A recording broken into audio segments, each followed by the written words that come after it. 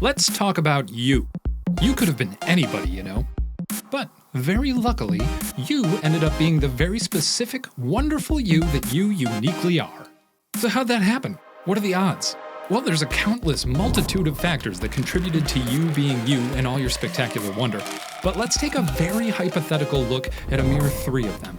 Your parents meeting, your parents sticking together, and your parents having a child that is the specific combination of reproductive cells that resulted in your magnificent residency on this planet. So let's look at your parents. For the purposes of this scenario, let's give your dad the benefit of the doubt and say that between the ages of 18 and 40, he at least interacted with one new woman every day in some small way. That means he'd have socialized with roughly 8,000 women. What a popular guy.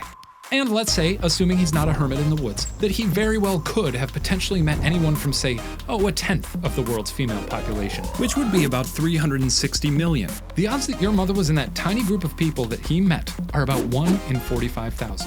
Now, there's no guarantee that they'll get along, so let's say that your father was engaged in a quality conversation with, 1 out of every 10 women he met. From there, let's assume that out of those women, he went out on a date with 1 out of every 10. And let's say out of those women, he settled down with 1, and there was a 1 in 10 chance of those 2 crazy kids deciding to stick it out. And let's give him a 50-50 chance of sticking together and deciding to have kids. That's 1 out of 10 times 1 out of 10 times 1 out of 10 times 1 out of 2, which equals 1 in 2,000. Alright, apologies in advance, but let's talk about your parents having sex. The average male produces about 525 billion sperm cells in his lifetime.